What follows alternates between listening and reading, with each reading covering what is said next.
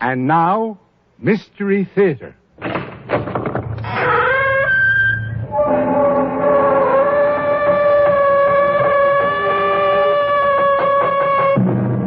Shakespeare's great drama.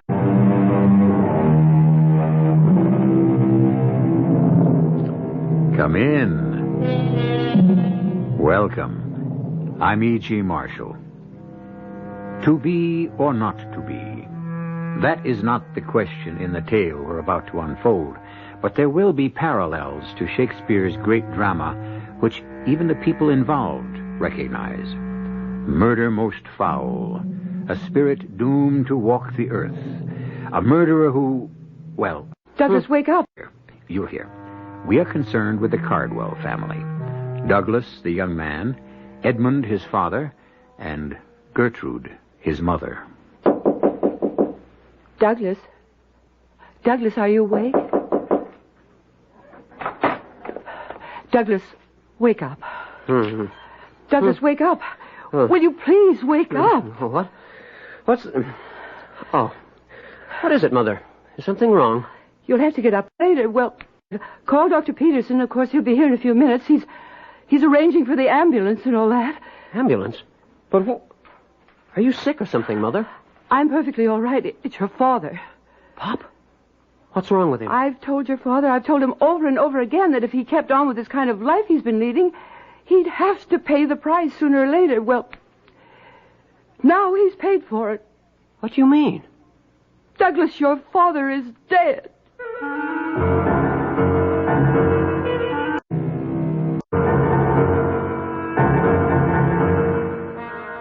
Our mystery drama, That Hamlet Was a Good Boy, was written especially for the out of Field and Farrington and stars Will Mackenzie and Jennifer Harmon.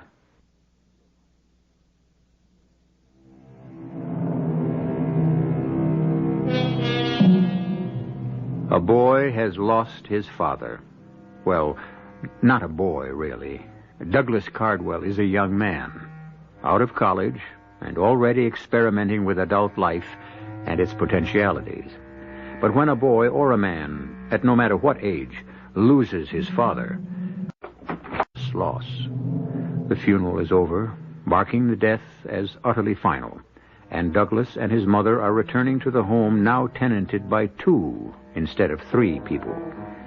At least, in the natural course of things, tenanted only by 2.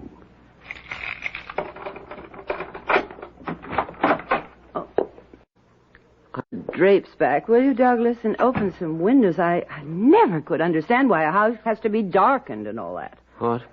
The drapes? Oh, for heaven's sake, you've got to stop this mooning about. Your father's been dead for 3 days now, and I haven't heard a half-dozen words out of you. I was very fond of my father. I miss him. I'm sorry if you think I'm overdoing it, but I miss him. Please open the drapes. My father was a good man. I'd better set you straight about your father. I'm already straight about him. I don't need to be set. He always showed you his best side, I know. He never let you see the side of him I had to live with. I've always known what was going on. Oh, have you indeed? Did you know that your father was a drunkard? Oh, come on, Mother. He took a drink now and then, but my father was a good man. Your father was a ne'er-do-well. We live in the finest house in Branbury. The very finest, right? A house which your father inherited from his father. He owned the glass, which employs almost half the people in this town, right? Managed? Mismanaged would be more accurate. Do you know that? But how can you call him a ne'er-do-well? I'll tell you how.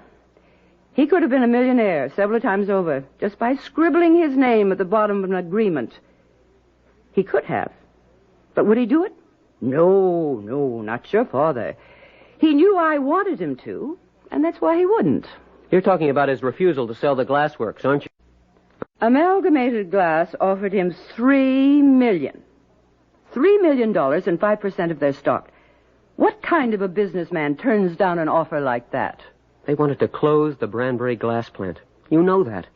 Half the people in this town would have been thrown out of work. Well, thank goodness my brother will have better sense. Uncle Stanley? What's he got to do with it? Your Uncle Stanley will be taking over the management of Branbury Glass now, Douglas. Uncle Stanley will? Yes, characteristic. My father had planned to put me in charge when he retired. He didn't know, of course, he was going to die. Your father left his entire estate for me. That includes the factory, you know. And you intend to make Uncle Stanley the manager? Well, Douglas, I don't want to hurt you, but... Well, I'm sorry to say that I see some of your father's unfortunate characteristics in you. You've just finished saying that your father was right not to sell the plant. Would have turned Branbury into a ghost town. He called... Branbury's near enough a ghost town in any case. And the people who live in it are not children. Let them take care of themselves. They're not our responsibility. My father felt they were his. You see what I mean? You're just like him. Thank you. A dreamer. Oh, and his choice of friends. Good heavens, the people he called friends. There were several hundred people outside the church today, just standing there. They couldn't get inside because there wasn't room, but they wanted to pay their respects. I don't think so badly. Douglas, while we're on the subject of friends and the choosing of them, where was that girlfriend of yours today? That little blonde. What's her name? Phyllis Downs. You know her name. I didn't see her at the funeral today. She was outside with the others, I expect. She knew you'd only snub her if she tried to come inside. Yes, I was there, Doug. Outside. And you know, I was sort of glad I was out there instead of in the church. Oh, it was sitting right there. Watching the people. They loved your father. You could see it in their faces. You know, a crazy thing. I had this strange feeling all day. Well, ever since he died, actually. But especially today. That Pop was there. I just... You know, he might as well have been sitting right there in the pew beside me. Is that completely nutty? Oh, who are we to say so? I never really believed in stuff like that. Well, I don't think there's any way to believe or... So she's going to make such things flatly, Doug. The fact is, we don't know. That's true. You really miss him, don't you, Doug? Except for you, the world has come to an end. Well, at least there will always be me. Thank the Lord. They're going to sell the glassworks, I think. What? Mother says she's going to make Uncle Stanley the manager, now that Pop's gone. Uncle Stanley? But can she do that? She says my father left his entire estate to her. Wouldn't. Well, Do everything... sure of herself. And they'll sell the plant? The buyers will close it down. That's the only reason anybody ever wanted to buy Branbury Glass. They might as well close the town down, too. That's about what it amounts to. He'd have given us his blessing, wouldn't he? Of course. I talked to him about us. But your mother won't. She'll do everything she can to keep us from marrying. What can she do? I'm a big boy. I want to marry you, and I intend to. She has nothing to say about it. Well, I'm not so sure of that. Control of the money as well as the factory. She can put some pressure on you.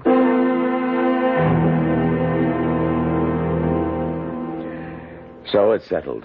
We sell. You're quite sure you'll be able to find a buyer? Oh, no problem there. I don't know how the price will hold up. That's the only thing. Why shouldn't it hold up? We're coming to them now. They're not coming to us. Well, I still don't The see... price, whatever, will still be good enough to make us very wealthy people. I'll get on the phone first thing in the morning. You hear, Uncle Stanley? Unless I miss my guess. What is it? I thought I heard somebody on the porch. A little early for Doug to be coming home from a date, isn't Well, it? he hasn't been feeling himself. There. It is Douglas. Oh, I didn't expect to find you here, Uncle Stanley. Doug? Oh, you're home early, Douglas. Did you, quarrel with your little friend? What's her name? No, Phyllis and I didn't quarrel.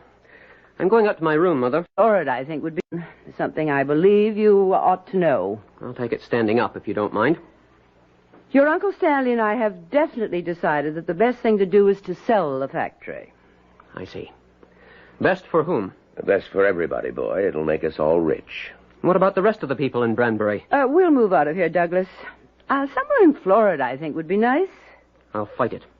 I'll take it to court. Douglas, That's not what my father planned for the Branbury Glass Company, and I don't intend to stand by. Douglas, that's quite enough of that kind of talk. I'm saying. It was a saint the way you go on about him. Close enough. Oh, Douglas, don't be silly. If there ever was an unsaintly man, it was surely your father. He was a drunkard, a procrastinator, and a woman chaser. That's a lie. Douglas! All right. Understand what I'm saying. I'll do everything I can to keep you from selling the plant. You'll come to agree with us, I'm sure, once you've taken time to think it over rationally. Oh, now think how nice. Don't. Florida, we can I'm just... not going to Florida. I'm staying in Branbury. Maybe I can help pick up the pieces after they close the plant down. Anyway, Phyllis and I are going to be married.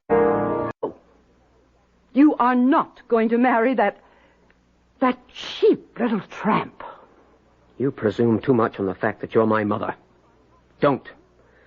I'm going up to bed. You are not going to marry her. You have nothing to say about it, Mother.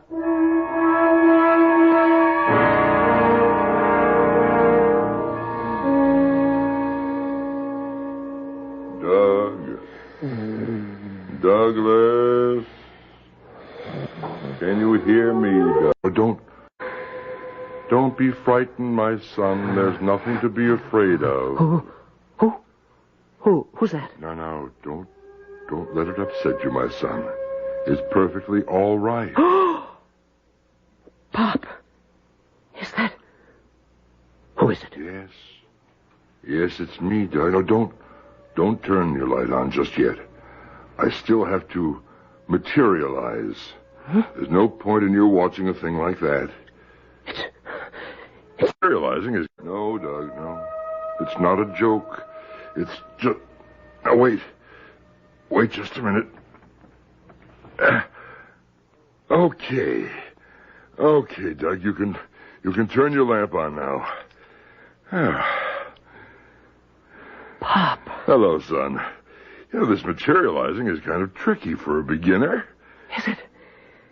Is it really you, Pop? Oh, yes, it's me, all right. A ghost? Well, yes, never real. Yes, you could say that. It's a word we don't particularly favor, but yes. All day, I had a feeling. I had this crazy feeling that I was with you, right? Well, I was. You know, that was quite a funeral. You saw? The people outside, everything? Yeah, it was very moving, I never realized that all those people were so fond of... Well, I'm not here to talk about that. Why did you come back, Pop? People don't usually, do they? No, well, former people. See, the thing is, Doug, well, I've been made a Class D spirit. A Class D spirit? It's all very fair, all according to the regulations. See, a Class D spirit has to walk the earth. That's the way it's always been. What is a Class D spirit? Well, we're people, well, former people, whose murders have yet to be avenged. Murder? Mm-hmm. Did you ever see Shakespeare's Hamlet? Oh, you must have. Oh, yes, of course. No, not that Hamlet. That Hamlet, not very bright, maybe, but a good boy. His father got murdered, and he couldn't rest a minute until the murder was avenged and his father could get out of Class D. Pop, you died of a heart attack. Dr. Peterson said so. He signed the certificate that way. Don't you believe it, son? Your Uncle Stanley smothered me with a pillow.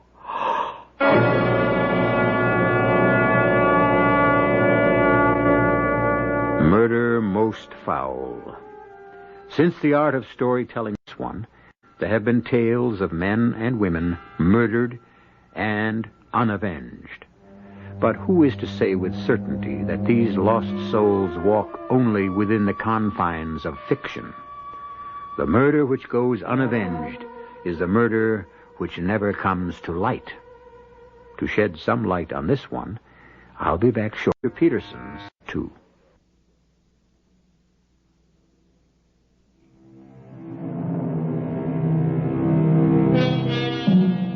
Douglas Cardwell's father, dead now these 3 days, has just come to his son in the still of the night and spoken to him of murder.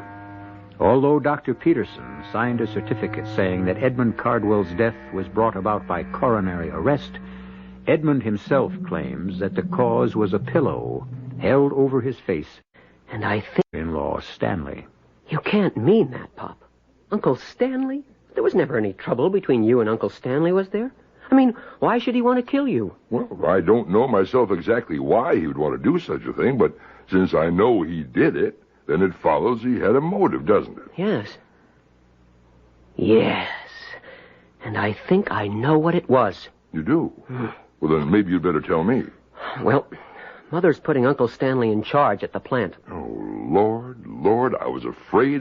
But you were just... They're planning to sell out. They told me tonight, just before I came up to bed. Well, there's all the motive you need.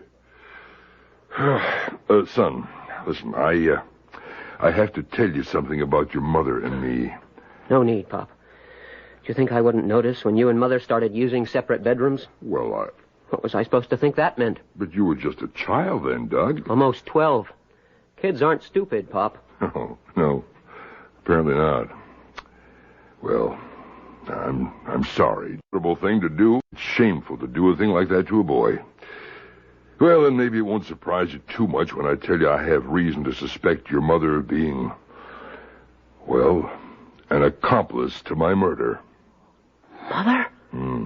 Oh, come on, No, Pop. she's been after me for years to sell that factory. Well, it would have been a profitable thing to do if you didn't take into consideration the harm it would have done. Still, to say that she had a hand in Well, she was at home that night. Now, I came in late. We had a quarrel. I went on up to bed.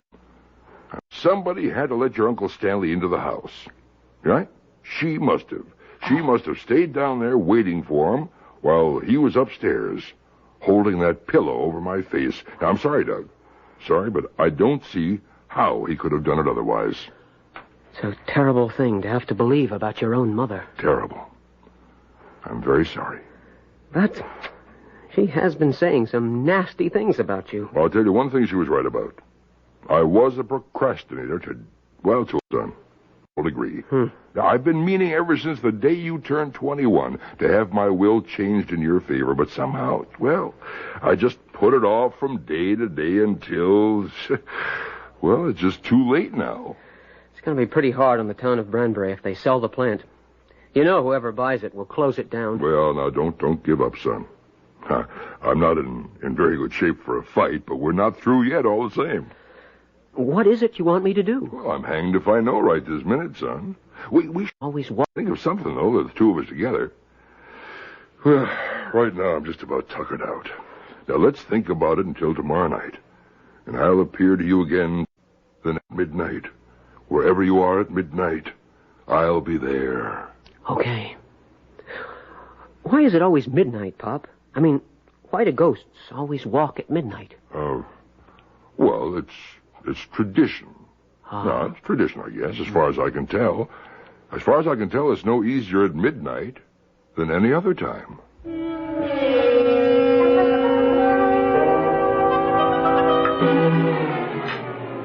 Douglas, you've hardly touched your breakfast, did it? That's right. They're fine, Mother. I'm not hungry, that's all. Well, you have to eat. You can't go on. A very strange thing has happened, Mother. Strange? I saw my father last night. You what? He came to me in my room. Have you lost your mind? I don't think so. Oh, you dreamed it. No, Mother, I was awake. It was no dream. He sat on the edge of the bed and we talked. Almost the way we used to talk. Only not about the same kind of thing. For heaven. And what did you talk about in this dream that wasn't a dream? Murder. We talked about murder. About murder? He told me he'd been murdered. Uncle Stanley held a pillow over his face and smothered him.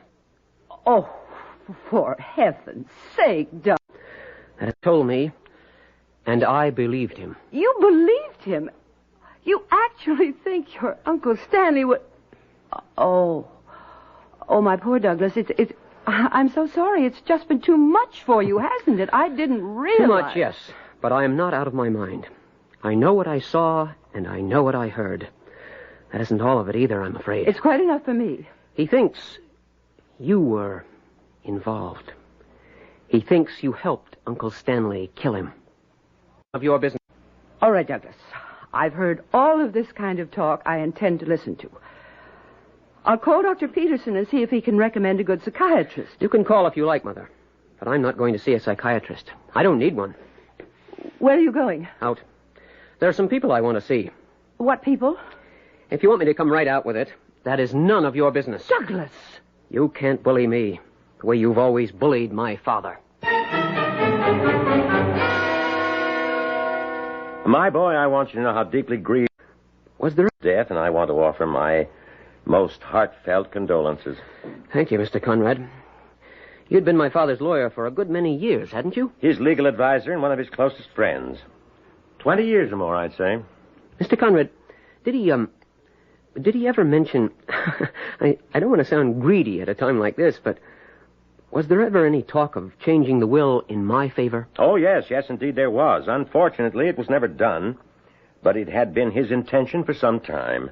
I see. It would be costly, and of health, we always thought there was plenty of time. The thing is, my mother, with the help of my Uncle Stanley, they're talking about selling the glassworks. Oh, dear. Your father wouldn't have wanted that. Neither do I. Is there any way we can stop them? I suppose you could delay it by taking it to court. It would be costly, and I don't believe you'd stand much chance of winning. You advise against it, then? I believe I would have to advise against it, yes. He was a ghost, though.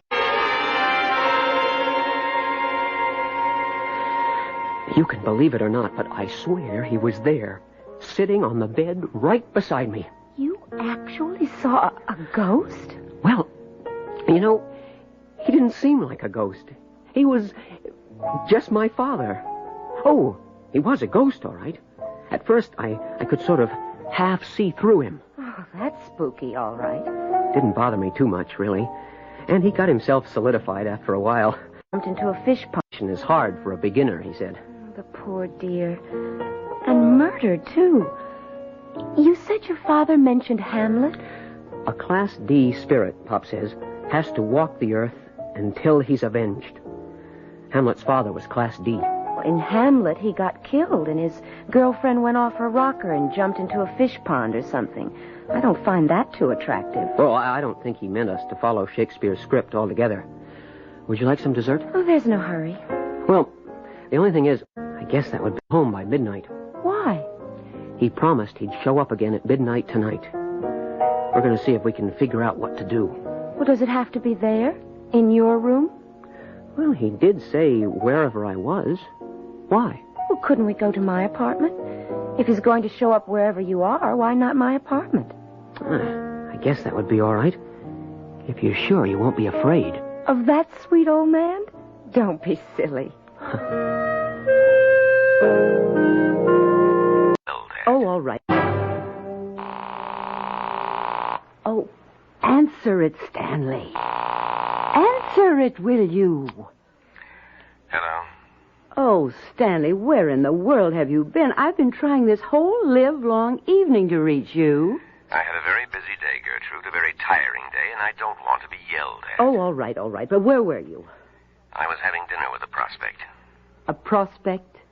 You mean you've had this whole day to work on it and you still haven't settled anything? I think I made a deal 2 minutes to 12. to your approval, of course. Consolidated Bottling is willing I don't want to hear about it this way. Not on the phone. I want you to come over here right away. Gertrude, I'm tired and I'm not feeling well. I've had a hard day. At once, Stanley.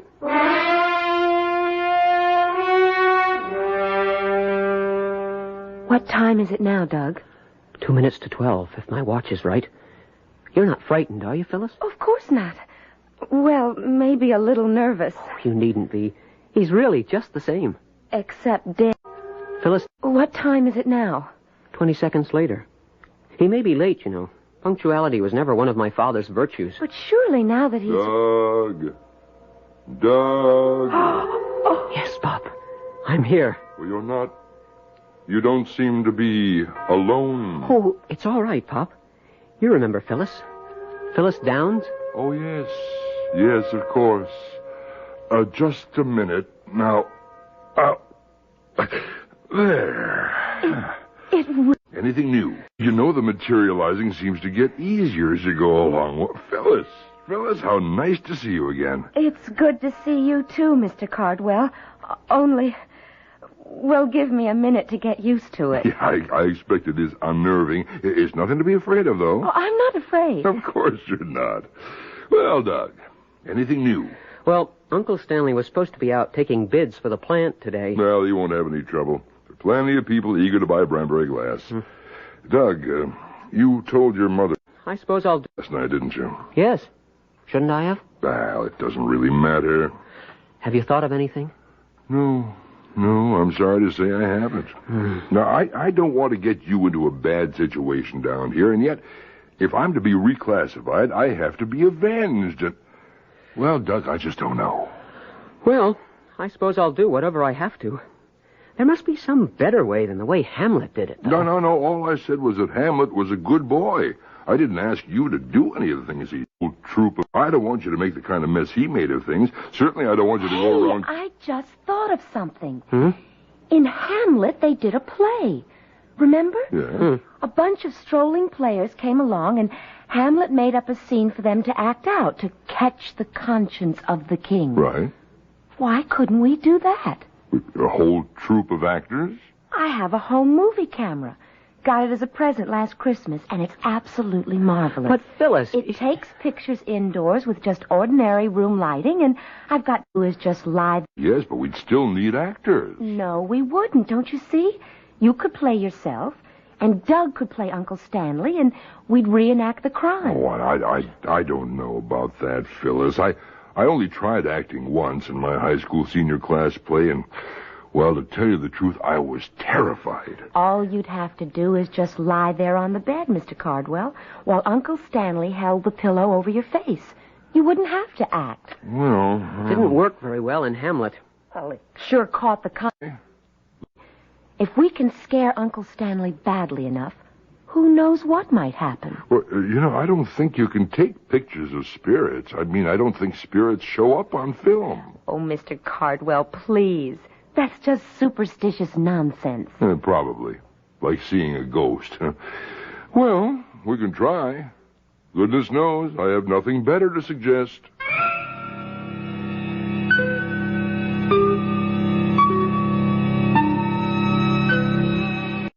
Perhaps it has been said that nature imitates art, which, I suppose, could be made to read, reality imitates fiction.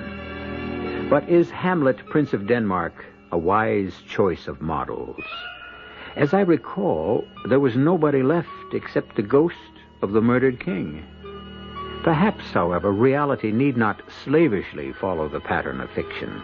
Perhaps in the case at hand, some of the misery will be edited out. We'll see, like Spectre, with Act 3.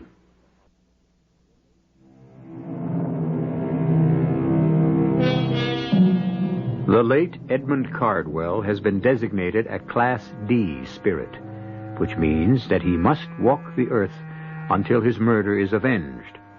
He has appeared as a rather lifelike specter to his son, Douglas, and now also to Phyllis Downs, who is engaged to marry Douglas. The three of them, in trying to determine how best this vengeance may... Phyllis, I'm afraid have hit upon a device used by Hamlet in Shakespeare's drama. The play's the thing, they've decided, wherein they'll catch the conscience of Uncle Stanley. At this moment, they're examining the bedroom of Phyllis's apartment, which she has proposed as the setting for their filmed drama. No, Phyllis. I'm afraid it just won't do. It isn't in the least like my own bedroom where the crime was committed. Well, then we'll have to make the film in your room. With Mother in the house? Don't care what... No, my mother. We can wait until she's gone to bed. After all, it's going to be a silent film. And if my mother wakes up? If she wakes up, your father simply disappears. He can do that. We hide the camera before we let her in, and she finds the two of us alone in your father's room. That's all there'll be to find. You know what she's going to think. So, I don't care what she thinks, do you? Are you afraid of her, Doug? Of course he is, my dear. Everybody's afraid of Gertrude. Where else? Well, it's about time, Stanley. What took you so long? Gertrude, can we just get this over with? I've had a stomachache all day, and I don't think I've ever been this tired before in my whole life. I don't want to talk in this house, Stanley. But I came all the way over here because I'll explain it to you later, somewhere else. I'm afraid of being overheard if we talk here. Overheard? Is Doug home? No, he isn't. He's out with that girl. Well, then who's going to overhear us? I'll tell you that Douglas saw Edmund, if you must know. Edmund? He's still in this house, Stanley. I can feel it. He's still here. Gertrude, Edmund's dead. We buried him a few days ago. He's here all the same. He's come back, Stanley. Oh, if I didn't feel so lousy, that would almost be funny. You, of all people. Maybe you won't think it's so funny when I tell you that Douglas saw him last night and talked to him. I don't believe it. Douglas says he did. He also says that Edmund is accusing you of smothering him with a pillow. Doug said that? He did. But how would he know? No, he wouldn't. Unless Edmund told him. Now, do you understand why I want to get out of this place?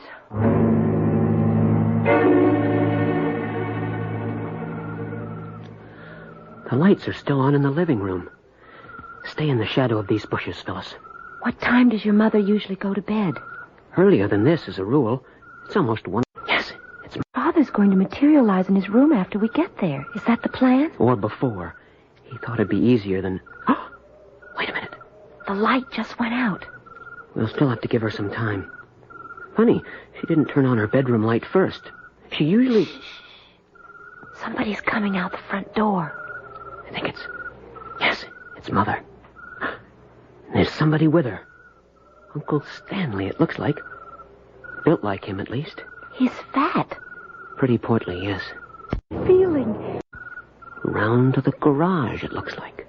Beautiful. If they drive away somewhere in the car, it'll be a cinch to get inside. Mother doesn't like to drive at night, but Uncle Stanley sometimes parks his car back by the garage. Come over here behind the bushes so the lights won't catch you as they back out. It's going to work, Doug. I have a feeling. We're going to do it, and it's going to work.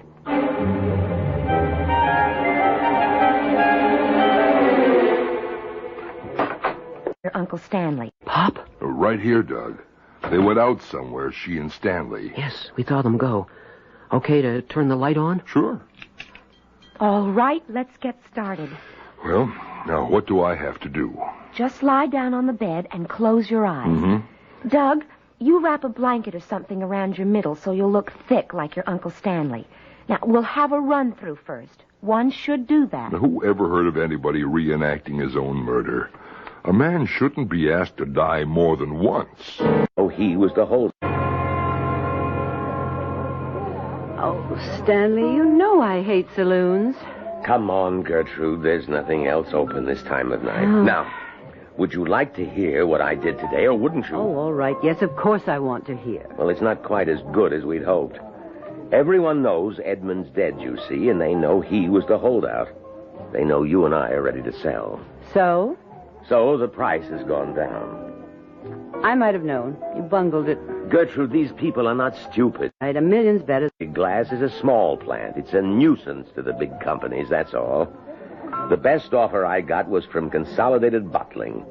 $1 million and 3% of their common stock. Take it or leave it. I happen to know that Amalgamated once offered... I said take it or leave it. Oh. All right. A million's better than nothing. Considerably. So can I go home and get some sleep? Well, what still has to be done? Consolidated has a board meeting scheduled for 10:30 tomorrow morning. Good, too. For that. If the deal gets past the board, it'll go to the legal department and they'll draw up the papers. With luck, I might have something for you to sign tomorrow night.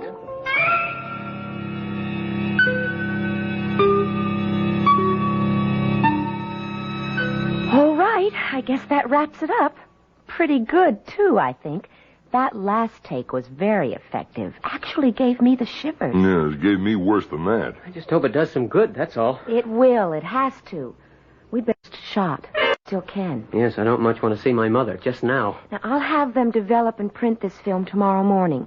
Will you see if you can arrange for us to show it to them tomorrow night, Doug? I'll try to get them together. I think it'd be just as well not to tell them why. I don't believe they'd be very interested right now in watching home movies. They'll be interested, all right, once they see that first shot.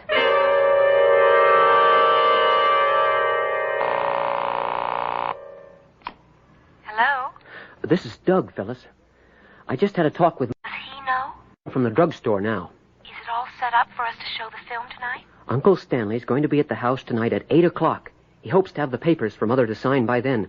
It looks like tonight or never. You didn't say anything to your mother about the film. No. We'll just show up with it at the house and make them watch it. That's the only way I can think of. Does he know? My father? I'm not sure. I suspect he's pretty much in touch with what's going on, though. I'm right here with you, son. Right here? In the phone booth? The film. Pop, Ask her if I showed up all right on the film, Doug. Phyllis, Pop's here with me in the phone booth. He wants to know if he showed up all right on the film. Perfectly. Just as well as you did. It's funny. Somewhere I got the idea you couldn't take pictures of Class D spirits. Doug, ask him if he's going to be there tonight when we show the film. Pop, she wants to know... I know, I heard. I'll be there in spirit, at least. I'm not sure that I'm up to facing your mother in the flesh. Please, for a few...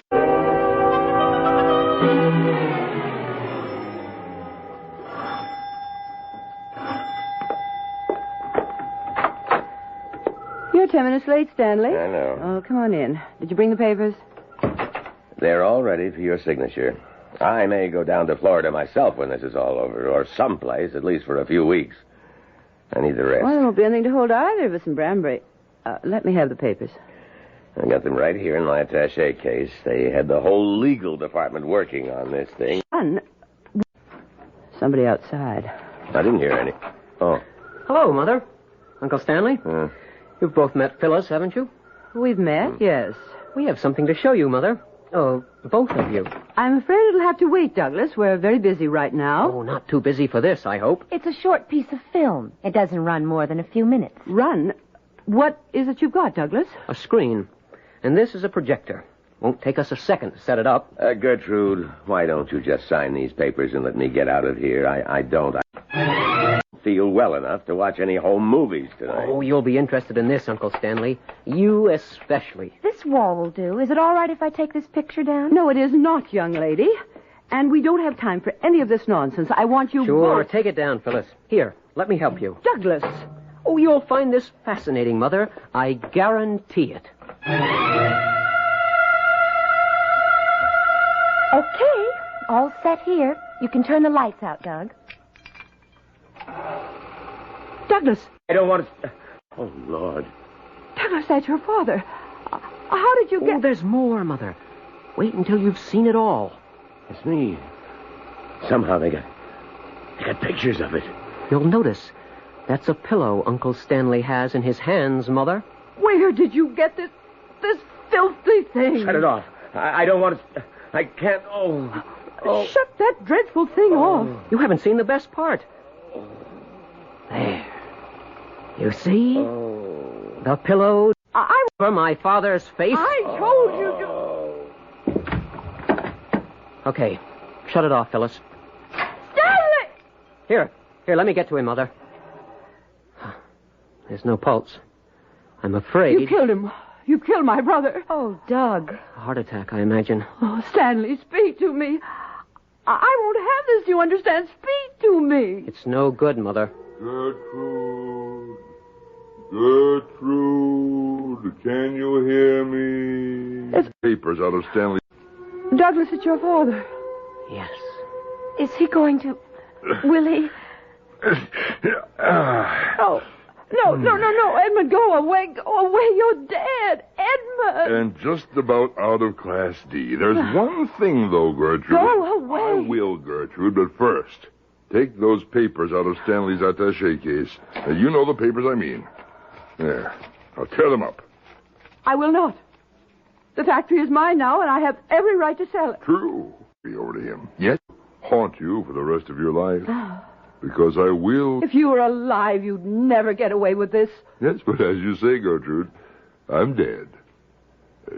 Tear them up, Gertrude. Thank you. Now, you're to put Doug in charge of Branbury Glass. In fact, I think it would be a good thing if you deeded the factory over to him. Yes, I think that would be best. Now, you listen here. And you may keep the house if you like. The liquid assets, I think, ought to be divided equally between the two of you. You see, Doug's... Yes, that he and Phyllis are planning to be married. I will do it. According to your will. Oh, I just made a new will, Gertrude. Weren't you listening? Or, of course, I could stay and haunt you. All right. Now, go away. Oh, poor Stanley. Yes, I am sorry about that in a way. At least, though, he won't be in Class D. He died a natural death. I'll be going now, Doug. I remind you. Long life and happiness. We won't be seeing you again? No, not as long as your mother keeps her promise. It's better that way, really. Remember me, though. I hope you'll remember me. I won't forget him. Phyllis and I will be around to remind you, if you ever should.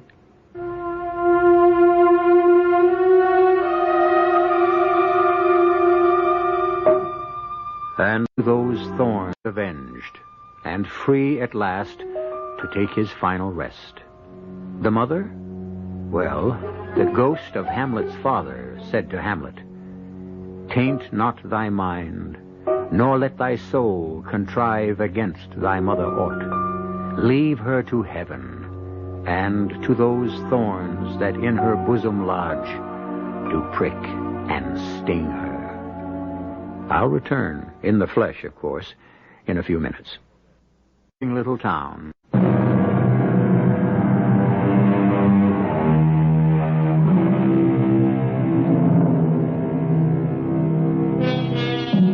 The Branbury Glass Factory was never sold, and Doug Cardwell, since taking over its management, has made a very good thing of it. Branbury is still a thriving little town, with no more than the usual concern over unemployment. Doug and Phyllis live in the old house now, and Doug's mother wears a lovely father adventure. His father has never had occasion to return. Our cast included Will Mackenzie, Jennifer Harmon, Grace Matthews, Joe Silver, and Leon. The entire production was under the direction of Hyman Brown. This is E.G. Marshall inviting you to return to our Mystery Theater for another adventure in the macabre. Until next time, pleasant dreams.